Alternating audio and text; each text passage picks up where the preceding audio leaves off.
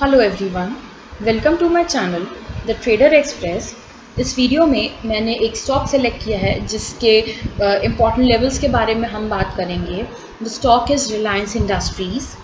As we all know that Reliance का निफ्टी में सबसे ज़्यादा कंट्रीब्यूशन है एंड निफ्टी का चढ़ना गिरना जो है वो रिलायंस के कंट्रीब्यूशन के बिना नहीं हो पाता है। So as per me, Reliance is at a very important level and this can decide the direction of Nifty 50। So let's talk about it.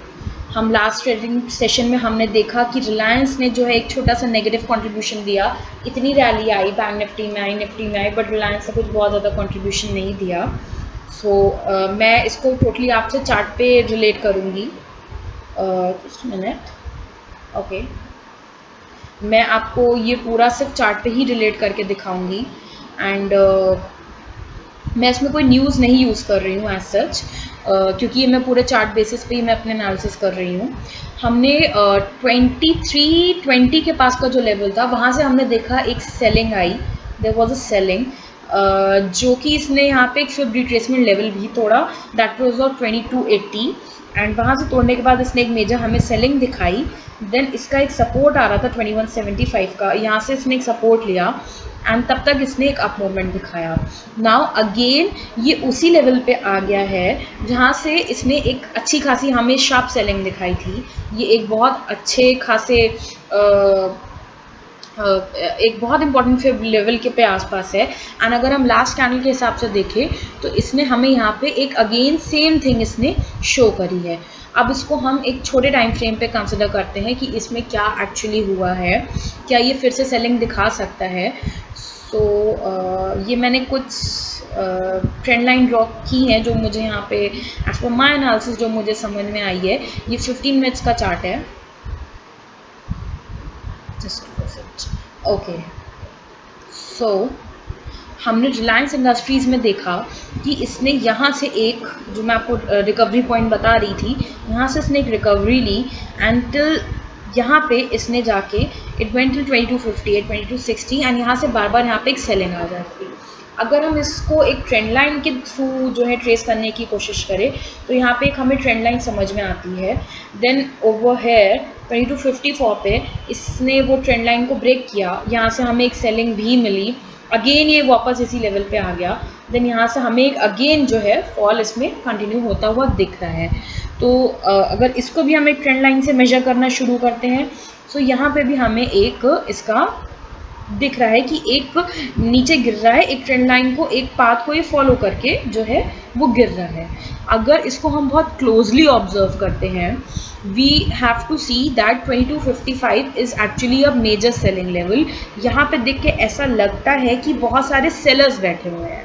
Okay, but अगर इस पिक्चर को हम दूसरी तरह से देखते हैं, ये मल्टीपल टाइम जो है सेलिंग के लिए ट्राई कर चुके हैं बट ये यहाँ से एक बहुत ज़्यादा शार्प सेल ला नहीं पा रहे हैं। Although it is below the fib retracement level, हमें सपोर्ट भी मिलता है बट वहाँ तक ये बार बार अब दोबारा नहीं पहुँच पा रहे हैं। अगर हम इसकी 15 मिनट्स की चार्ट को, 15 मिनट्स की कैंडल को एनालाइज करें तो यहाँ पे मैंने एक छोटा सा ये ट्रेंड लाइन बनाया हुआ है। This is actually, I'll just talk about the 2236 level.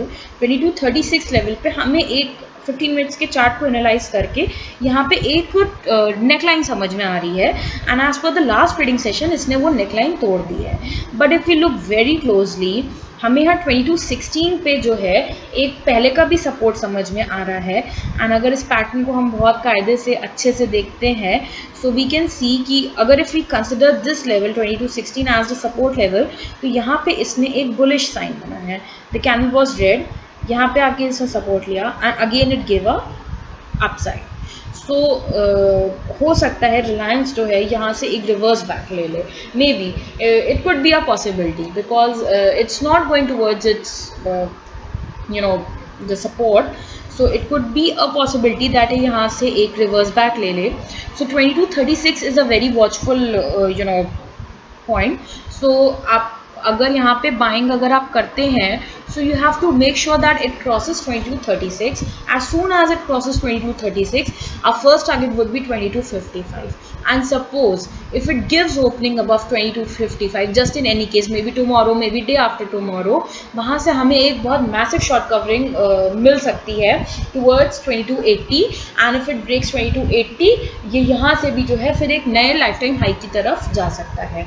अगर इसमें फॉल आना ही है, then it has to break this 2216 का level. This could be like that. It can actually form a box. I'll just draw it for you. यहाँ पे जो है एक हमें बॉक्स टाइप का जो है हो सकता है कुछ टाइम के लिए हमें एक यहाँ पे बॉक्स टाइप का मिले.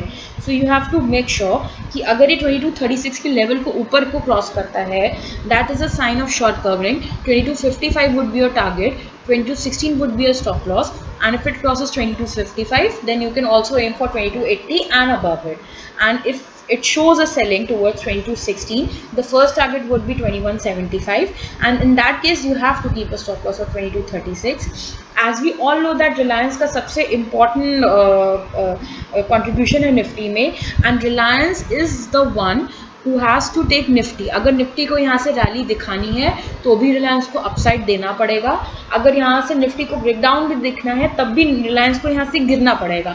ये पॉसिबल नहीं है कि रिलायंस इसी लेवल पे रह जाए और निफ्टी गिरे या ना चढ़े, जो भी हो. So you have to be very watchful of this stock and please maintain your stop loss. अगर आपको इससे कुछ हेल्प मिले तो प्लीज़ लाइक कीजिए, सब्सक्राइब कीजिए. अगर आपका कुछ इन लेवल्स को कंसिडर करके कुछ प्रॉफिट बने, so please do come back and mention in the comment box. Thank you so much. That's all for the day.